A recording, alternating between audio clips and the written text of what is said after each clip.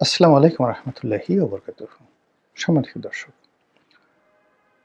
আমাদের প্রিয় মাতৃভূমি মার্কিন যুক্তরাষ্ট্রের যে বদনজর, সেই বদনজরের মধ্যে পড়েছে।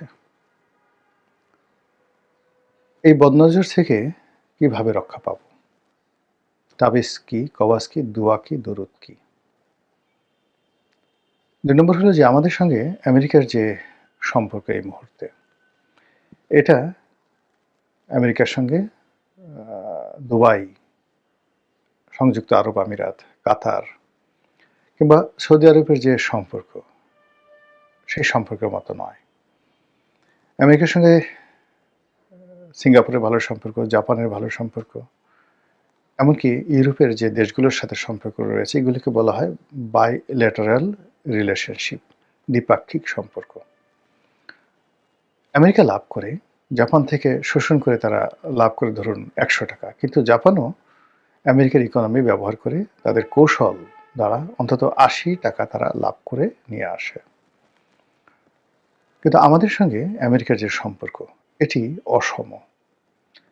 এই সম্পর্কে তাদের সঙ্গে বিজয়ী হওয়ার, লাভবান হওয়ার, নীতিগতভাবে মার্কিন এবং বাংলাদেশ যে ট্রেড পলিসি, সেই পলিসিতে আমরা ভালো কিছু করব, এটা সম্ভাবনা 0%। এই যে আমরা এখন গার্মেন্টস এক্সপোর্ট করি, এটা আসলে এই ব্যবসাটা, গার্মেন্টসের এই ব্যবসাটা ভালো ব্যবসা নয়। এখানে ৪০ লাখ লোকের কর্মসংস্থান হচ্ছে, ইটস ওকে, সব ঠিক আছে। কিন্তু আমরা যেভাবে এক্সপোর্ট করছি বা যেভাবে আমাদের গার্মেন্টস কোম্পানিগুলো বেড়ে উঠেছে, এটা কোনো দিন কোনো অবস্থাতেই ভারী শিল্পের মর্যাদা পাবে না। অর্থাৎ এখানে যারা চাকরি করবে সারা জীবন তাদেরকে এই ফকিরের মতো চাকরি করতে হবে। প্রভিডেন্ট ফান্ড, গ্র্যাচুইটি, বোনাস থেকে শুরু করে অন্য যে সকল বিষয় বড় বড় অফিসগুলোতে বা মিল কারখানাগুলোতে থাকে, একটা ওষুধ কোম্পানিতে যে সুযোগ থাকে, এটি গার্মেন্টস কোম্পানিতে কোনোদিন সম্ভব হবে না। কারণ এই মার্কেটটি এতটা অস্থির, আনপ্রেডিক্টেবল, এবং এখানে এত কম দামে সস্তায় পণ্য বিক্রি করা হয়। যারা বায়ার, তারা প্রতিটি মুহূর্তে স্কুইজ করতে থাকেন।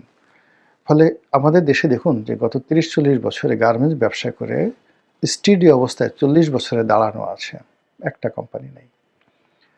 বাংলাদেশের প্রথম গার্মেন্টস, দেশ গার্মেন্টস কোথায় আছে এখন? সানম্যান গ্রুপ, মেজর মান্নান, আজিম গ্রুপ, আজিম মান্নান গ্রুপ নাই।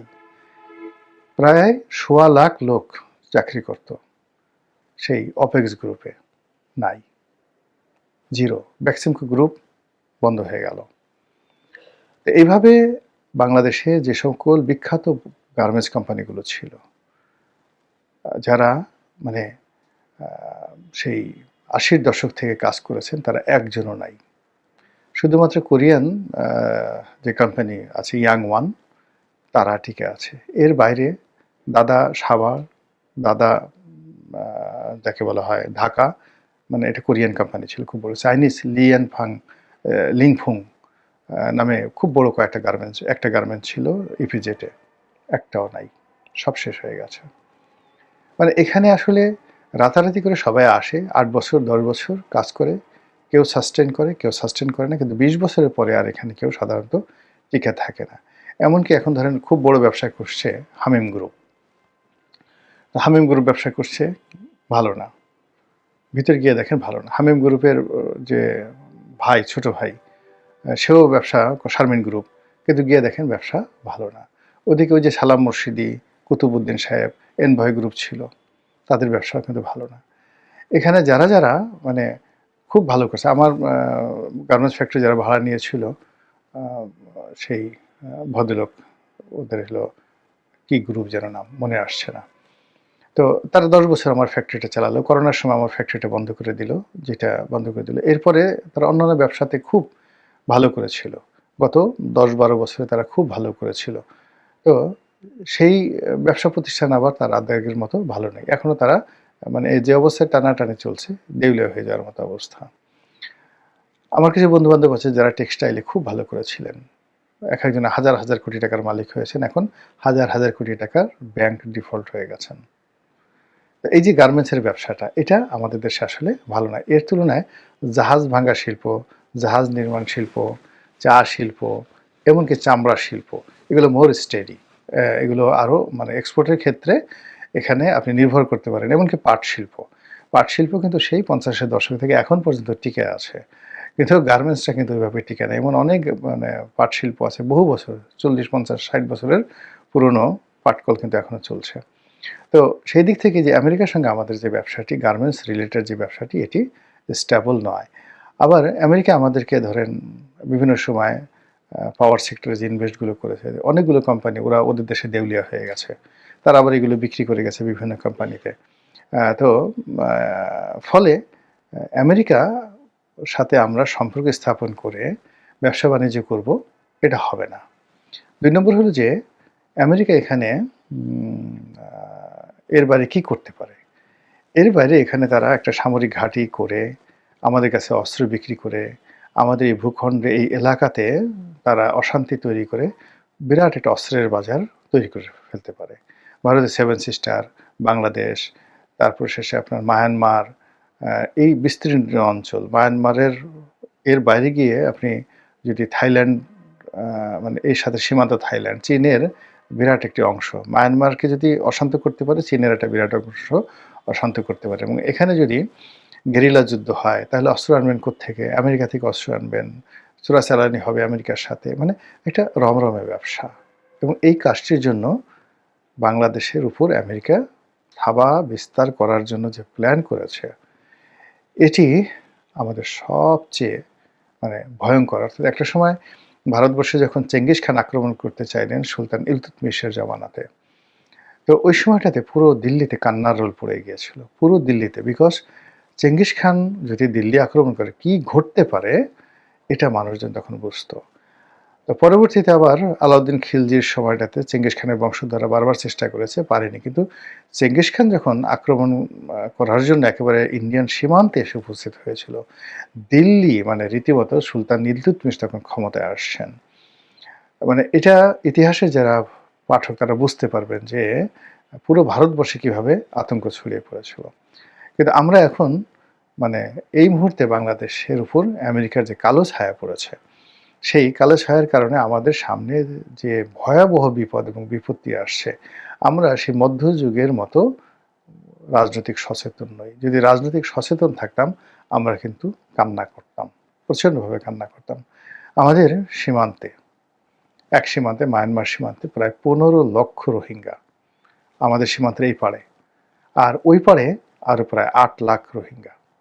এই 15 লাখ আর 8 লাখ, 23 লাখ রোহিঙ্গা সশস্ত্র, এর মধ্যে একটা বিরাট অংশ সশস্ত্র, যাদেরকে ট্রেনিং দেওয়া হয়েছে যুদ্ধ করার জন্য, এবং তাদেরকে নিয়ে আমেরিকা খেলছে, তাদেরকে নিয়ে চীন খেলছে, তাদেরকে নিয়ে ভারত খেলছে, এমনকি আমরা বাংলাদেশ, আমরাও খেলার চেষ্টা করছি। এই 23 লাখ রোহিঙ্গা জনগোষ্ঠী, এরা যদি আমাদের দিকে মুভ করে, পুরো চট্টগ্রাম বাংলাদেশ থেকে বিচ্ছিন্ন হয়ে যাবে, পুরো চট্টগ্রাম। আর চট্টগ্রাম যদি আমাদের কাছ থেকে বিচ্ছিন্ন হয়ে যায়, আমরা সমুদ্র বন্দর কোথায়? আমাদের আর কোনো সমুদ্র বন্দর নেই। মংলা দুর্বল বন্দর। ওই যে পটুয়াখালীর যে কলাপাড়াতে একটা করা হয়েছে পায়রা সমুদ্র বন্দর, ওখানে তো কোনো জাহাজই ভিড়তে পারে না। আমার বাড়ির পাশের এলাকাতে এটা ব্যাড ইনভেস্টমেন্ট। এটা ইমিডিয়েটলি বন্ধ করে দেওয়াটা সবচেয়ে বুদ্ধিমানের কাজ। মানে ওখানে যা লস গেছে গেছে, কিন্তু এই কাজটি করা ভালো হয়নি। বরং সেই তুলনায় মংলাকে ডেভেলপ করলে অনেক অনেক ভালো হয়। তো এই যে চট্টগ্রাম বন্দরকে নিয়ে, পুরো পার্বত্য এলাকা নিয়ে আমরা যে অশান্তির মধ্যে আছি, এবং এই অশান্তির বীজ বপন করছে এখন আমেরিকা। তুরস্ক বসে নাই। আপনি বোঝার চেষ্টা করুন, বাংলাদেশের রাজনীতিতে এখন তুরস্ক অত্যন্ত শক্তিশালী ভূমিকা পালন করছে। তুরস্কের এজেন্ট, তারা কোটি কোটি ডলার এই বাংলাদেশে তাদের দালাল ফড়িয়া এদের মাধ্যমে তারা এখানে বিনিয়োগ করছে। এর কারণ হলো তারা একটা ইসলামী বিপ্লব ঘটাতে চায় বাংলাদেশে, এবং সেটাও উপলক্ষ রোহিঙ্গা। এর কারণ হলো এই যে 23 লক্ষ রোহিঙ্গা, তারা 100% মুসলিম। এই 100% মুসলিম রোহিঙ্গা জনগোষ্ঠী যারা যুদ্ধ করতে পারে, এবং তাদের মাধ্যমে চট্টগ্রাম অঞ্চলে যদি অশান্তি তৈরি করা যায় এবং ওখান থেকে যদি একটা ইসলামের মানে আওয়াজ তোলা যায়, তাহলে তুরস্ক এখানে মানে তাদের একটা দ্বিতীয় ঘাঁটি তারা করতে পারে। এই কারণে দেখেন, রোহিঙ্গা সমস্যা হওয়ার সাথে সাথে এরদোয়ান সাহেবের স্ত্রী বাংলাদেশে ভ্রমণ করে গেছেন। এরপরে মাঝে মধ্যেই তুরস্কের লোকজন আসে, এবং এখন এই যে আমি ভিডিও করছি তার একদিন আগে আমি দেখলাম এরদোয়ান সাহেবের ছেলে তিনি কক্সবাজারে আসছেন রোহিঙ্গা ক্যাম্প পরিদর্শন করার জন্য, এবং অ্যাক্সিডেন্ট করেছেন। এত মহব্বত কেন রোহিঙ্গাদের জন্য তুরস্কের? তারা তুরস্ক এই মুহূর্তে কীভাবে চালাচ্ছে? ভারতের কথা তো জানেনি। সেখানে শেখ হাসিনা মানে আওয়ামী লীগের একটা বিরাট ক্যাবিনেটকে, সংসদকে, হাজার হাজার নয় কয়েক লাখ লোককে আশ্রয় দিয়ে তারা ভারতে রেখেছে এই বাংলাদেশের উপর আধিপত্যবাদ দেখানোর জন্য। পাকিস্তান সরাসরি বিমান সার্ভিস চালু করতে চাচ্ছে, এবং বাংলাদেশের মানে পাকিস্তান 1971 সনে বাংলাদেশের ব্যাপারে তাদের যত আগ্রহ ছিল, তখন আসলে তারা বাংলাদেশকে পাত্তা দিতে চাইতো না। বরং ওখানকার যে রাজনৈতিক নেতৃত্ব এবং মিলিটারি নেতৃত্ব, দ্য বিট্রায়াল, ওখানে যে কয়টা বই লিখেছে, জেনারেল নিয়াজি লিখেছেন, অন্য যারা লিখেছেন, তো the betrayal of east Pakistan, তো সেখানে আপনি দেখবেন যে আসলে ওই সময়টাতে যারা পলিটিক্যাল নেতৃত্ব ছিল, জুলফিকার আলী ভুট্টোর নেতৃত্বে, তারা এই বাংলাদেশকে মনে করতো লায়াবিলিটিস। কিন্তু এখন তারা লায়াবিলিটিস মনে করে না। এখন তারা মনে করে বাংলাদেশে আগের মতো করে দখল করা সম্ভব না, কিন্তু বাংলাদেশের সঙ্গে তাদের বন্ধুত্ব, তাদের প্রভাব প্রতিপত্তি এটা যদি থাকে, তাহলে এই বাংলাদেশের ঘাঁটি ব্যবহার করে, যেটাকে বলা ইস্টার্ন রিজন, পূর্বাঞ্চলীয় যে কমান্ড, ভারতের পূর্বাঞ্চলীয় কমান্ড, সেই পূর্বাঞ্চলীয় কমান্ডকে তারা ব্যতিব্যস্ত রাখতে পারে। এবং বাংলাদেশে যদি পাকিস্তানের তৎপরতা বৃদ্ধি পায়, ভারতের 7 সিস্টার যদি উত্তাল থাকে, তাহলে ভারতকে অন্ততপক্ষে 4 থেকে 5 লাখ অতিরিক্ত সৈন্য এই 7 সিস্টারে সবসময় বিজি রাখতে হবে, এবং এটা পাকিস্তান চাচ্ছে। আর এই যে ভারতের 4 লাখ সৈন্যকে যদি যুদ্ধ অবস্থায় এই অঞ্চলে রাখতে হয়, পাকিস্তানের এই চালের ফলে ভারতের বিলিয়ন বিলিয়ন ডলার নষ্ট হবে। তখন কি হবে? তাদের যে ওয়েস্টার্ন রিজন আছে, মানে পশ্চিমাঞ্চল রয়েছে, এবং এই পশ্চিমাঞ্চল মূলত ভারতের সাথে পাকিস্তানের যে সীমান্ত, পাঞ্জাব এবং কাশ্মীর, এই অঞ্চলে পাকিস্তান আধিপত্য দেখাতে পারবে। বুঝতে পারছেন ঘটনা? চীনও বসে নেই। চীনও বাংলাদেশে মানে ভারতকে নাজেহাল করার জন্য, নিজেদের আধিপত্য বিস্তার করার জন্য, এবং এই অঞ্চলে যাতে আমেরিকা মানে বার্মা অ্যাক্ট চালু করতে না পারে। যদি বার্মা অ্যাক্ট তারা চালু করতে পারে, অর্থাৎ মায়ানমার পার্বত্য অঞ্চল, এই পুরো এলাকায় যদি আমেরিকা তাদের প্রভুত্ব বিস্তার করতে পারে, তাহলে সংশ্লিষ্ট মায়ানমারকে ঘিরে যে চীনের যে রিজিয়নগুলো আছে, সেই রিজিয়নে অপতৎপরতা শুরু হয়ে যাবে। চীনের অখণ্ডতা নষ্ট হয়ে যাবে।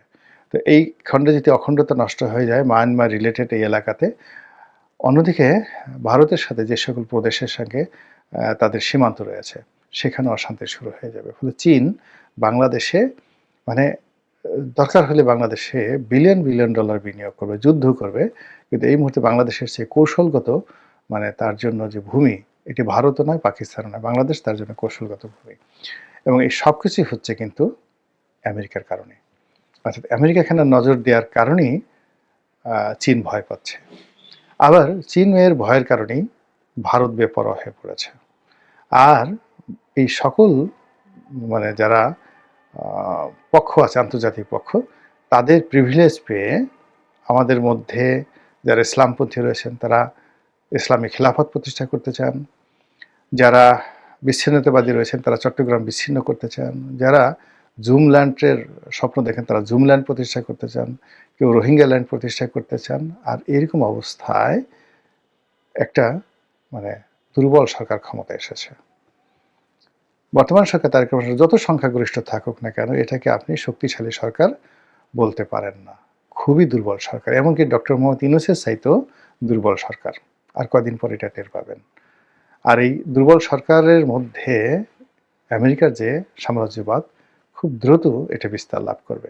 এখান থেকে বাঁচতে হলে সবার আগে দরকার গণতন্ত্র, সবার আগে দরকার রাষ্ট্রীয় কর্মে জনগণের অংশগ্রহণ, সবার আগে দরকার জনসচেতনতা বৃদ্ধি। আমাদের প্রধানমন্ত্রী, আমাদের মন্ত্রী, আমাদের এমপি, আমাদের রাজনৈতিক নেতৃবৃন্দ যখন এই বিষয়গুলো যা বললাম তারা আরও ভালো করে বলতে পারবেন, বুঝতে পারবেন, মঞ্চে তারা যখন কাঁপাতে পারবেন, জনসচেতনতা তৈরি হবে, ঠিক সেই সময়টাতে যে আশঙ্কার কথা বললাম, সেই আশঙ্কা থেকে নিজেদেরকে, দেশ এবং জাতিকে রক্ষা করা সম্ভব হবে। মহান আল্লাহ আমাদের সবাইকে হেদায়েত দান করুন এবং হেফাজত করুন। আসসালামু আলাইকুম ওয়া রাহমাতুল্লাহি ওয়া বারাকাতুহু।